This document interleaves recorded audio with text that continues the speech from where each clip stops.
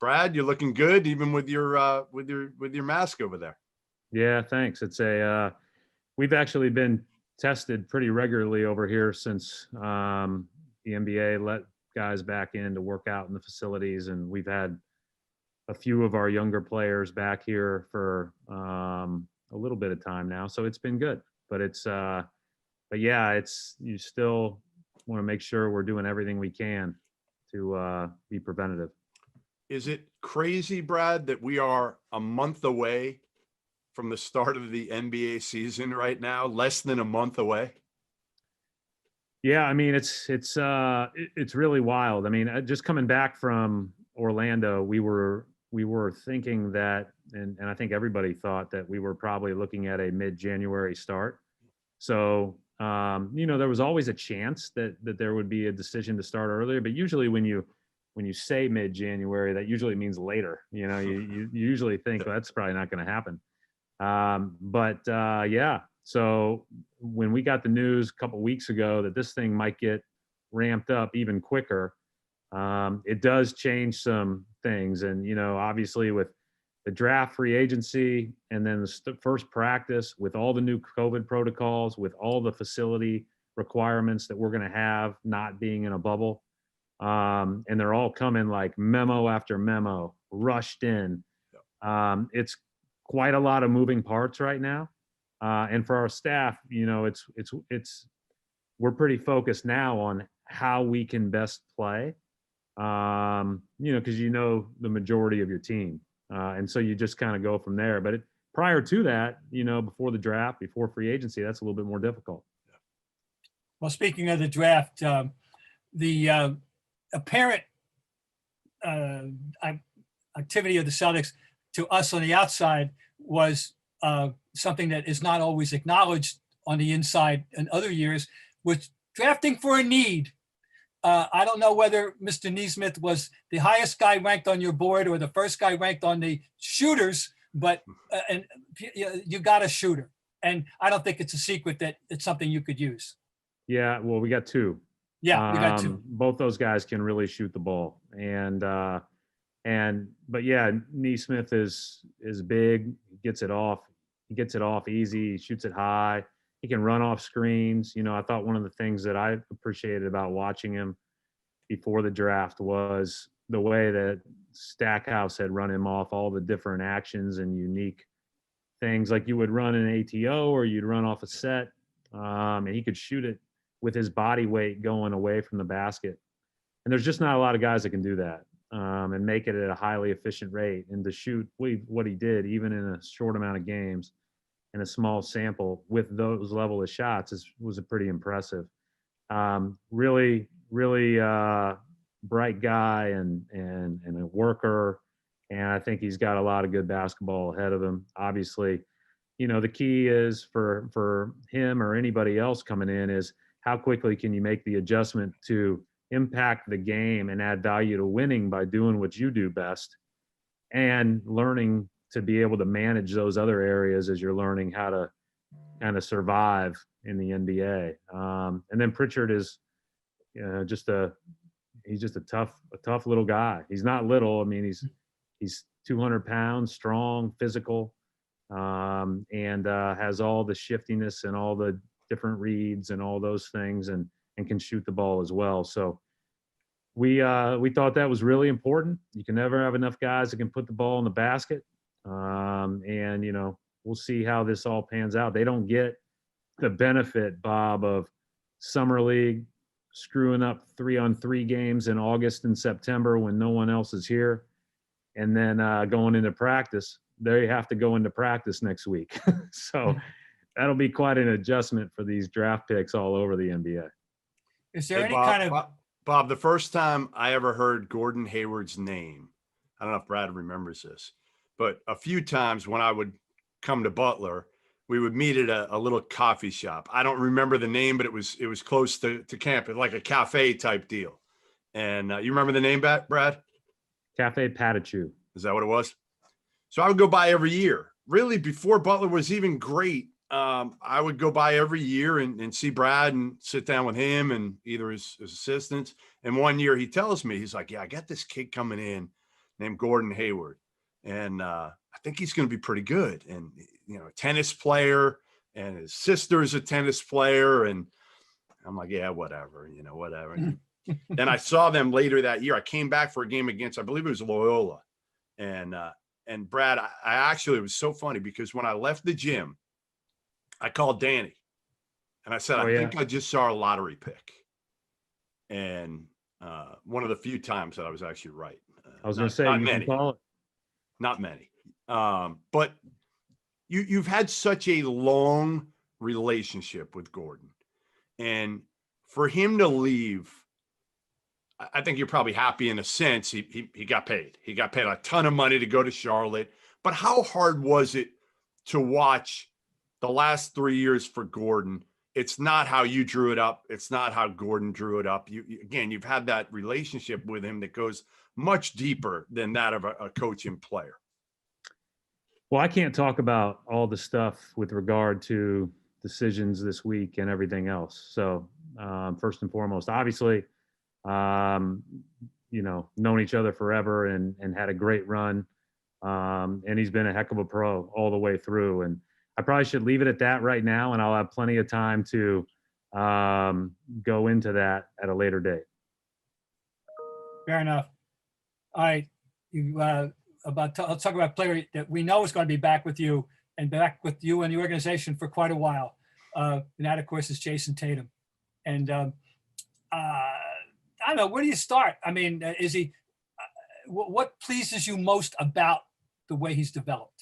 Yeah, well, I think we've been very fortunate that we had those two high draft picks in Jason and Jalen. They joined teams that were really competitive right from the get-go, and they were asked to play big roles in, again, adding value to winning. That's hard. When you're drafted that high, usually you're drafted into a situation where they're building towards that down the road. And it's been I think a big part of their growth has been the responsibility they have to play with. You know, I think that when you're drafted into here and you already have the tradition and history of the Celtics and the expectation of this area, in addition to being drafted into a good team that is competitive, I think that there is a lot of responsibility. And so I think that that is added to their game. And then they just are great workers. They really get after it. They're great competitors. They're team guys.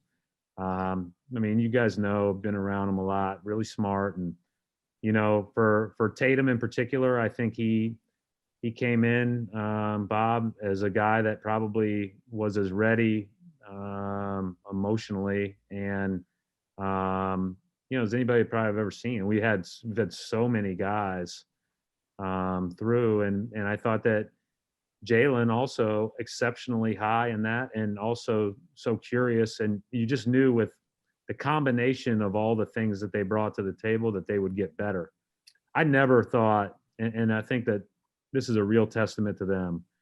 You know, I knew they were good, and I knew they would be good for a long time, and I knew they were guys you wanted to have as big, huge parts of your franchise. You would have told me they've done what they've done in the playoffs through the first 3 and 4 years of their career. That's pretty unusual numbers wise.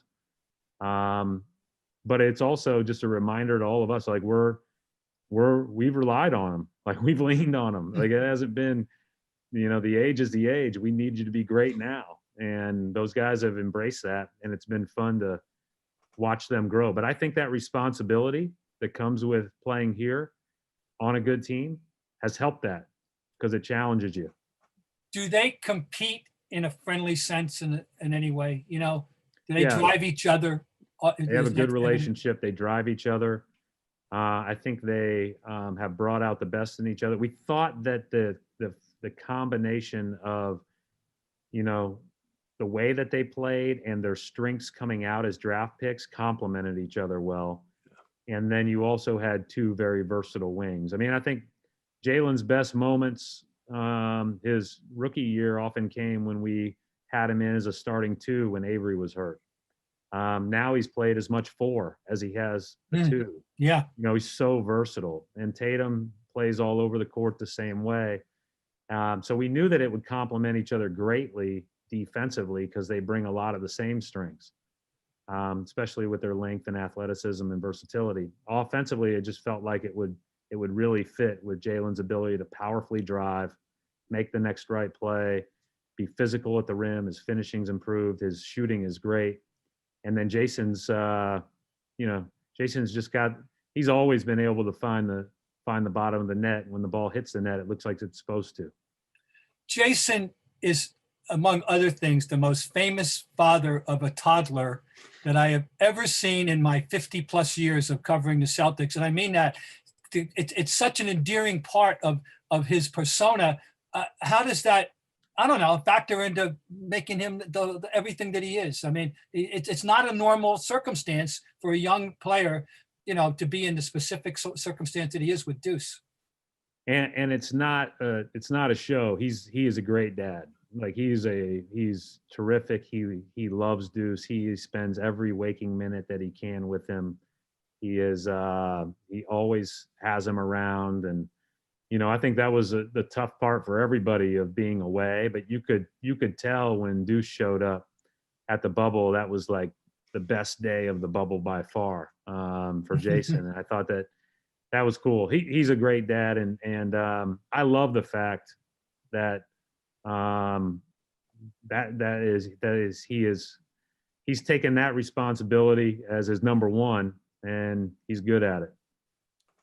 Brad, the one thing I guess for me with Jason that I saw towards the end of last season was you allowing him to make plays with the ball in his hands, not just scoring, but to see kind of what he can do, making others better, facilitating. What's the area you want to see him make another jump with for next season?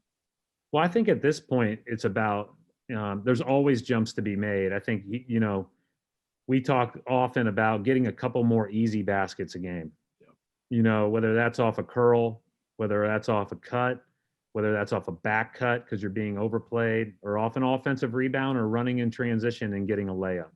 I think all of those things, when you're a great player, those easy baskets add up, but they also help you see the ball go through the net one more time. And when great players see the ball go through the net, those impossible shots they make are easier. And so I think that that's a huge part of our focus in the off season, which isn't much of an off season, obviously, and there's not many weeks to do that, but we can work on those things, right when we get back to practice, because those are more emphases than something you really need to improve upon, right? He's got the skill to curl, finish, and take contact and all that other stuff. So I think that that's the thing that I would say. You're right about his passing. I thought that the way that he made plays for everybody else, especially in the bubble, especially in the playoffs, was even another jump. If you looked at the first 17 games of the season, both Jalen and Jason improved in almost every statistical category in the 17 playoff games when the intensity is at its highest. And I think that that's a huge jump for those two guys. And I think their ascension was certainly a huge part of why we were where we were. I think Jason's passing and his reading of different actions he's always been great at seeing the court, but he saw so many different kinds of defenses, which he hadn't seen as much before. Saw some run and jump right before the pandemic began. He saw a lot more blitzing off pick and rolls. He saw a lot different matchups than he had seen. So he was like, oh man, this is like new. So you better be able to react quick. And, you feel pretty good about yourself when, you're isolated top of the key and the other team runs another guy at you. That makes you feel pretty good, but then you realize you got to get rid of it pretty quick. And he did a great job of that. He transitioned very quickly in making those right reads off of those plays. Brad, you have already spent more time as head coach of the Boston Celtics than you spent as head coach at Butler, 7-6. And in 1 year, I could go like in 1 year. I could go a long way with this, a lot of different ways. But what was the biggest revelation? So I say, when you made this transition into the NBA. Yeah, that he didn't have to recruit anymore. That his phone never rang, and how happy he was about that, right, Brad? Bob, when I drove home like my second or third year in Boston, which we were in Waltham and I was going south, and so it was like I was sitting in traffic a lot, and I was like looking for people to call. When I drove home when I was working at Butler, I had to drive around the block 8 times before I pulled into my garage because I had 2 calls waiting all the time. And that's a big difference. The transitions, it's just a different game. And it's, you told me this, Bob, I'll never forget. We were at at an event, maybe it was an ABCD event that you and I have done with Doc over the years and you told me this, you go, you knew a lot more about the NBA than I did. Like I was just a puppy in that and didn't really probably know what I was getting myself into. I thought I knew. And luckily I had great support, players, management, owners, and everybody else. And they didn't expect me to know everything, or have every right answer. And, I really appreciate that first group. I've said this a lot, been interviewed about it a couple times. I had Ron Adams as an assistant coach and I'd run things by him and he'd say, yeah, that might work. No chance. Don't even try it. Yeah, what the hell, try it. He'd just kind of he was my editor, and that's what he came here to do.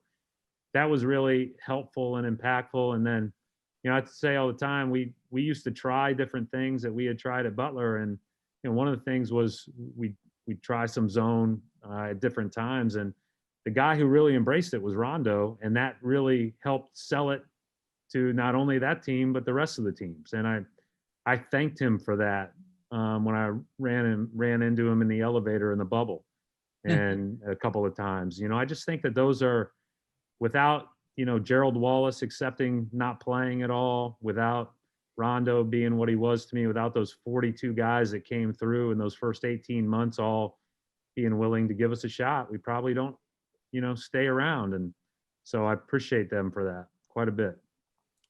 Brad, where's Kemba at right now, physically? Obviously, he didn't look great in the bubble. You could see he wasn't Kemba. I mean, we've seen Kemba. I've seen him forever. You've seen him way too long as well, dating back to college.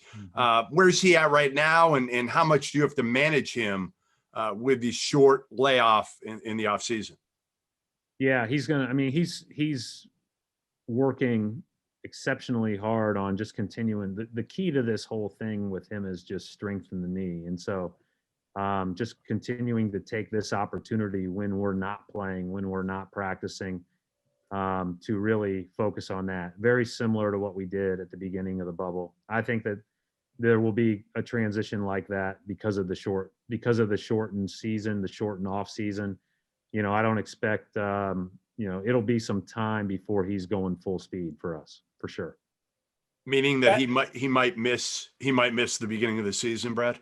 We'll see how that all goes. We haven't settled on any timelines. This is more of a plan appropriately thing so that he can play uninhibited as he moves forward. A lot like the bubble. Again, the bubble was unique because you went basically 4 months off. So there was a different challenge there, and that ramping up was a big threat to everybody.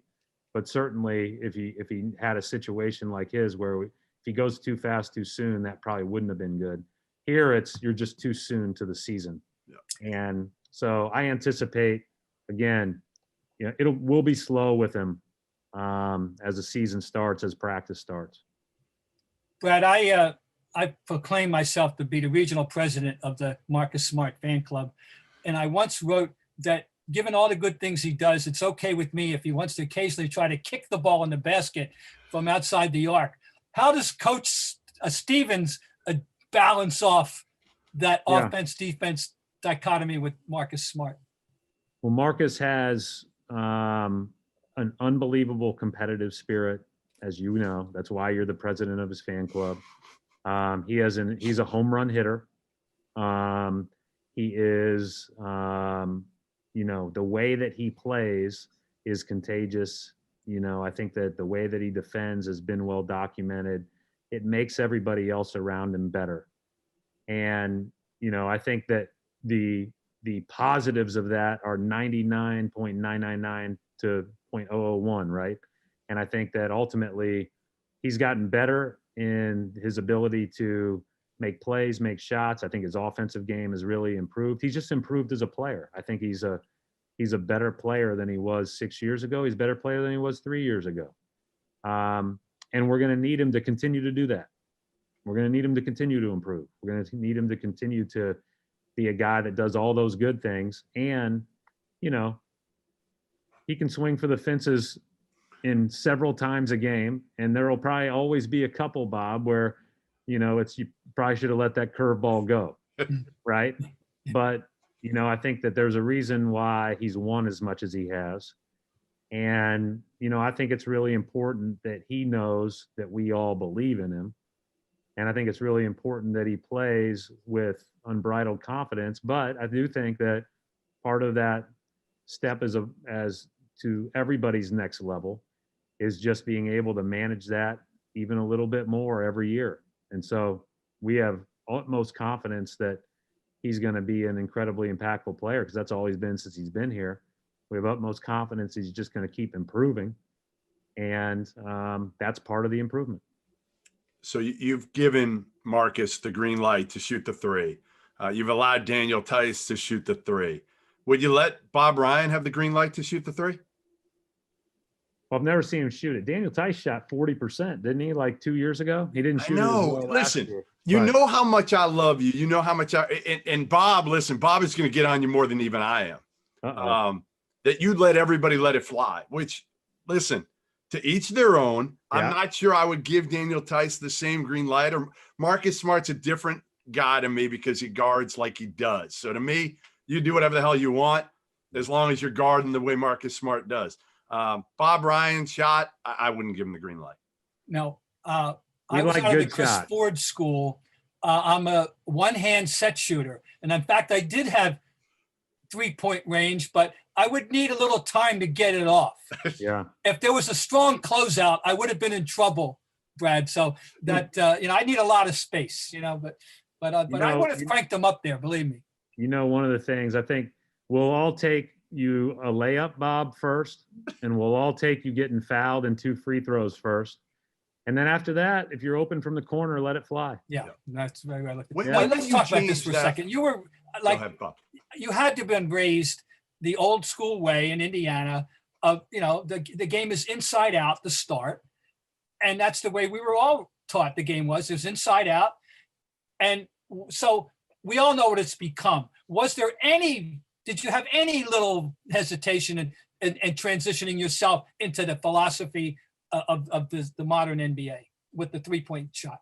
Yeah, at Butler, we never were able to play inside out. It was very rare, right? You're not posting very many guys. If you are, it's usually a 6'5" linebacker, right? And because you're not necessarily getting the best centers in the country or the guys that everybody would post the most. Now, we had some guys you could throw it down there too.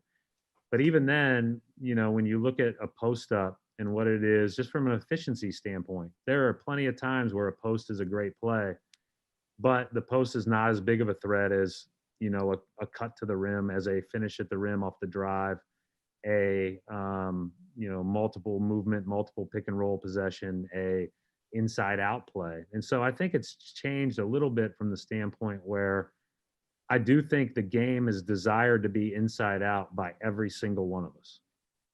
We all want layups first. We all want to get fouled first, and we want the ball to touch the paint first, or at the very least, there to be a paint threat first. And so whether that's a big rolling to the rim, a guy that curls and creates help, whatever the case may be. And then at the same time, I think teams are all over the league. I think we were like middle of the pack in 3-point attempt percentage, a number of threes attempted per game versus your other shots. Every team's shooting those quicker, right? Because of the efficiency of the shot over the long haul. There's no question there are times where it can be too quick. There's no question there are times where, taking a sidestep 3 doesn't make as much sense as just shooting a 15-foot pull-up for some guys, but, I think in the big picture, you want that inside out paint attack 3 over a challenged long 2. But I still think it's interesting.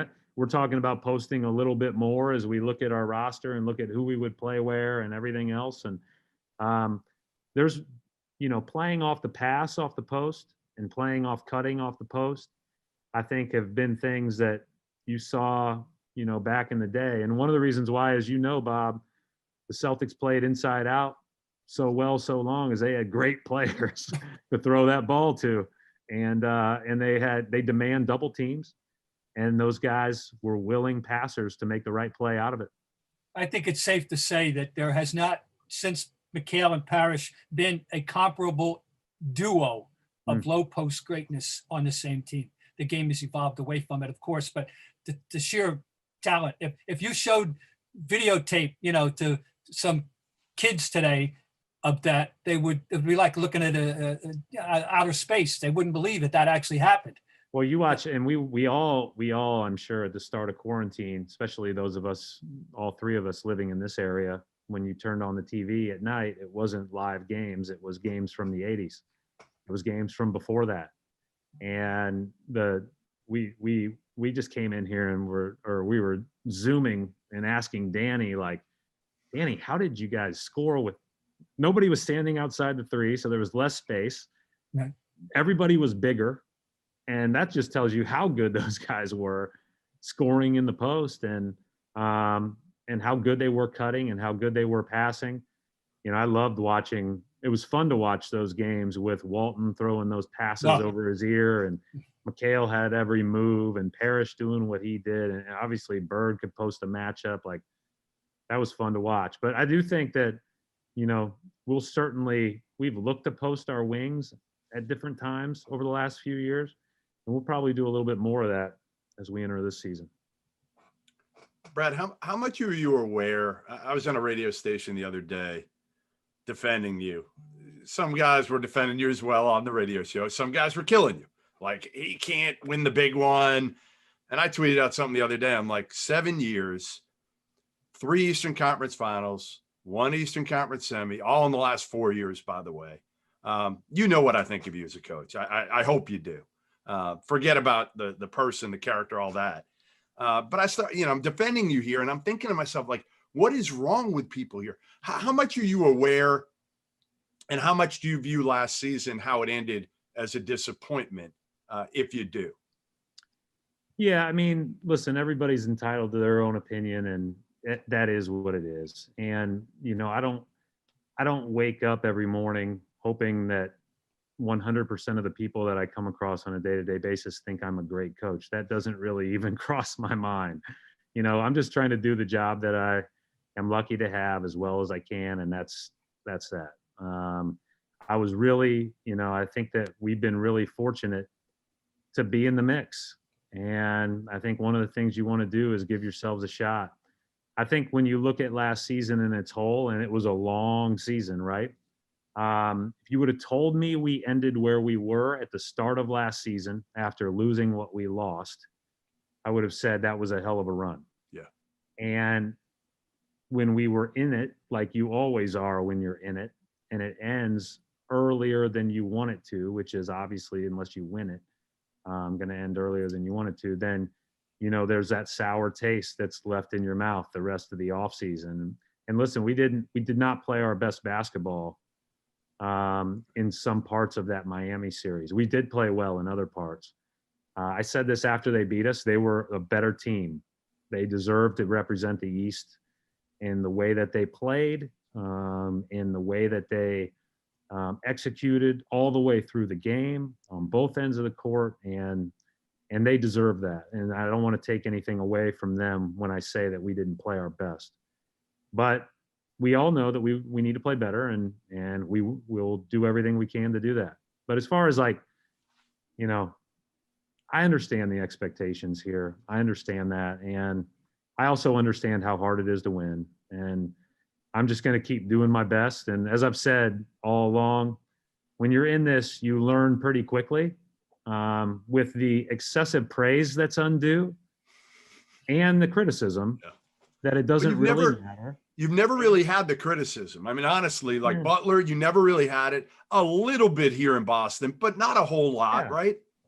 And well, I guess it doesn't really, I guess what I'm saying, Jeff, is as long as we're all working in one direction and you just stay yourself and you don't let that affect you, you don't let that affect your emotions. I think it's important to, pay attention to what's positive and, you know, I don't need necessarily anybody's validation. I'm just trying to do my job as well as I can. And once it's not good enough and they tell me it's not good enough, I'm going to say thank you and have so much. I'm not. It's not over my head that I understand the responsibility and how fortunate I am to be the coach of the Celtics. So, I think that just give it our all and let the chips fall where they may. Well, I can't I'd say that any overt criticism is crazy, of course. I remember thinking when you got the job, I said, when the contract's up with 6 years, you're going to be younger than Eric Spoelstra is today. And now you've arrived at that juncture, and Eric Spoelstra is ascended to right at top of the Terrific. list, right up there with, I guess, if we put Pop in one category, put him on the side, right? He's the paterfamilias of all you guys right now. But Eric Spoelstra is obviously proven over time, because there were doubts about him and whether he was capable of handling the whole situation in Miami. I think he's proven himself rather well, don't you?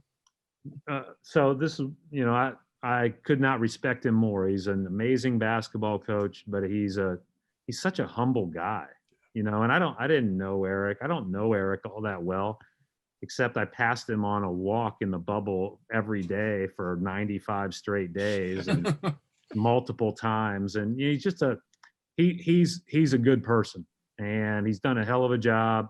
His teams always play really hard. It hasn't always been, perfect, right? But that's not what it's going to be. It's an imperfect game, and what you do is you put your best foot forward. And damn, he's tremendous. And you know what, Bob? There's so many great coaches in this league, and I've learned a ton every year from the guys that have gotten fired. Like, everybody can really coach, and so you just count yourself lucky to be one of them, and you don't get caught up in comparing. I certainly have never gotten caught up in that, because if I did, I would rank myself 30th out of 30. And if we included the fired coaches, I'd be however many fired coaches at the bottom of that. What's the coolest story from the bubble, Brad? What's something that happened that you'll kind of, maybe not even on the court, maybe something off the court, in the hotel, or like you said, walking around the track and, talking to Spo for a while, whatever it was? Well, I think there are some. So I had good friends with Angela Duckworth, who wrote the book Grit, and she's a professor at Penn. And I talked to her right before we were going to the bubble and said, what do you think this will be like? And how do we kind of maintain our edge as we're going through this? And she said, I think it'll be really hard at the start. And she said, I think there'll be ups and downs along the way, but more ups. Like, you just have moments where it's going to be tough, especially when you're practicing and not playing games. She said, but when it's over, it's going to be what you tell your grandkids about.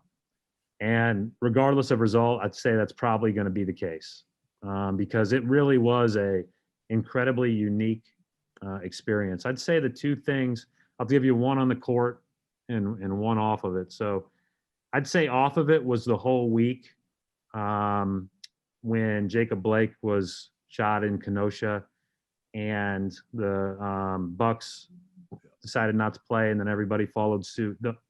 All of the discussions, all of the raw emotion that whole week was like really memorable and really impactful.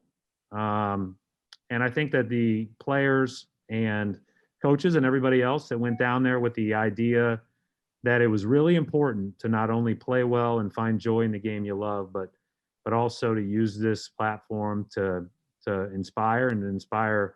I think obviously voting became a huge push in the league, and from that moment, even more of one. And that week was really impactful. On the court, I would say that our first game we played in the exhibition games, we got drubbed by Oklahoma City. That's right. And there were no fans. And I knew we were going to get drubbed immediately because Chris Paul was by far the loudest person in the gym. And, you know, surprised. I think I was getting back into, you know, coaching again. And I think our players were getting back into playing, and we were all just kind of waiting for the game to come to us. And this guy's just like directing the whole place. I mean, and it's the only voice you could hear. You know, usually you can hear guys, but you can't, they don't impact you, or they don't have that like presence that impacts both teams. Chris had that presence that day, and that was a great lesson for us. It was a great lesson for our players that they have to be the louder team in this environment because there's nobody else here. And it was a great lesson for our staff that all of us had to be a little bit louder to add not only to what we were all trying to accomplish, but to the energy of the building. You know, the buildings, I mean, you saw that the way it was presented on TV was really cool, right? It looked like a stage. You had all the people around, you had the music in the background, but it wasn't very loud. Really? And so I think that talking was important. I'm sure you could hear Grant Williams of all You people. can definitely hear Grant Williams. Grant never stops. I mean, No. I love Grant to death, but like that mouth never, ever, which is a great thing for a locker room. I mean, I told Grant the other day, no one will ever accuse him of being subtle. Never. Yeah. He's very so direct. mature though. He's just, you got good locker room guys. We do. I think on this team. I think you really Great. do. Yeah. So Jeff, I got to tell you, I once got a good tip from Brad. Was the day of the championship game in 2010. Okay. On the morning of, or day before, maybe, whatever. And I said, we want to go. Dick Weiss, my great friend Dick Weiss, and I want to go. We want to go have lunch in Zionsville, pay tribute to the coach. Where should we go? And he said, well, the Friendly Tavern.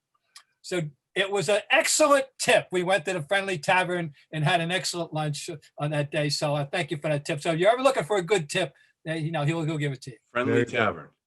Right, the Friendly Tavern. That's right. When I was growing up, it was, I think, 21 and over. So I think that's where all the parents would go after the game and, you know, complain about the way their kids played. But by the time I was going there, I was in coaching. So it's a nice little stop. Maybe I'll head out there this year. They're likely going to have the entire NCAA tournament in Indianapolis this year, Brad. They should end it at Hinkle Fieldhouse. What they should end it at Hinkle. You mean here? Right there. That's Bob. That's a perfect shirt for this. They should. Wait a minute. Don't forget this. Oh, is that all the stats of it? Yep. How much do you miss college? I tell everybody, Brad, I said, listen, he's going to coach in the NBA forever until he's ready to retire. And then when he's like 60 years old, now, again, I'm not forcing Lavelle Jordan out now. Okay. I mean, this is many years. I don't know how old are you now? 40? 44. 44. Yeah. You're getting old. Anyway, when you're 60, I say you go back and you finish your career with like 1 year at Butler. Am I crazy? Yep. I'm crazy. Yeah, no, I won't be coaching when I'm 60, Jeff. That is all right. 55. 55. I guarantee you that. You're going to be done before you're 60. You know what? That wouldn't surprise me at all. I've already done 21 years, right? And been a head coach for a long time. I've been really lucky. But I also recognize that there's I hope there's a lot of years left, but you're never guaranteed that. We'll see where this all leads me. I say I'd never say never, but this has been not only such a fulfilling experience from working for the Celtics and working with who we've had a chance to work with again, but also living in Boston. Our family has really enjoyed it. My kids love it. I sit down with my kids, Jeff, every year at the end of the year and say, do you want your dad to keep doing it? Because I want it, because it can take a toll in coaching on the families. And every year they're like, oh yeah, like this is great. Like where you were worried at first. They don't ride the waves of the ups and downs. And you talked about critics earlier. I mean, they can be as critical as they want on the radio. It ain't nothing like those two when I get home. They're like getting older too. They're on me. Yeah. My 15-year-old is like, he thinks he invented the game, so he's on me all the time. So but we love living here, and it's just been a really great transition for us. And we're still connected enough back to Indiana that we can go back there at any time. But I don't see me moving into the college game or anywhere else anytime soon. But we'll see. Well, you And have Jeff, to go I back can hear the weeping and wailing in Bloomington right now. I won't get into any of that, Bob, but I do know that my dad. I'm just saying, you don't have to say a word. I think it is a good opportunity to shout out the IU football team right now. My dad played football there, and they are rolling. Wow. Jeff Penix. I guess until this week, they've been fun to watch. No, that was Even a this terrific week. game. Now they showed real spunk and grit and all that, and Yeah, they've got a little bit no of quit. They're down 28, and They've they got got some down to a stuff Hail to them. Mary. Oh, come Yeah, on. they've got some stuff to them. They do. All right. Well, listen, we'll let you get going here. You've only got about 30 days left. I'm heading out tomorrow, maybe to Mohegan Sun. We'll see. I'm gonna wake up in the morning, see how I feel, see if Villanova, Virginia, two guys that you know pretty well, are gonna play out there, Arizona State, and hopefully I'll get to watch some basketball. I don't know how long the college season's gonna go, so I think I'm gonna go just because it could be my first and last chance to watch some college hoops. I don't know. I am crossing my fingers for college basketball. I'm crossing my fingers for high school basketball. I'm crossing, I just think there's so much that you get from the game, and there's so much that you get from playing together and being a part of a team, and the great elation of winning, but the trials of losing. Like, there's just so much you get from that. And let alone it's entertainment for all the rest of us. I'm with you. We need college to play so I can watch something. You got to watch Butler. Brad. What else are you going to do in the next month? Watch tape every day? Well, unfortunately, when you say we're opening December 22nd, that doesn't mean that we just show up on December 22nd. I know, but you will find a way.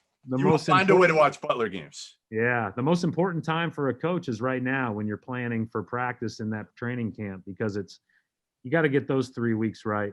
Because if those don't go right, you don't have much practice time after that. But I will definitely watch college basketball and definitely watch Butler play Western Michigan on Wednesday. And there you go. And we'll go from there. I knew you'd know their opponent and the date. So listen, thanks for joining us. Let Aaron Neesmith let it fly. Okay. I've seen him play before a few times. Let him shoot threes? Let him shoot it. It. You have our blessing. Just making sure. Yes. You have our blessing. Yes. Yes. And we got don't let Bob shoot it. Whatever. I saw that for him, that one-handed set shot. Oh. No. I beg your pardon. No, that's it, Bob. Bob, the episode is complete. You're not getting the green light off this one. All right. Thanks, Brad. Appreciate it. Yep. Be safe. Be well. And hopefully we'll see you in person at some point soon. Great to see you.